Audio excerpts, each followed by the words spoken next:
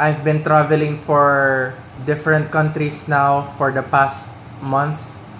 Been traveling internationally and interlocally for almost thousands of kilometers in the past few weeks.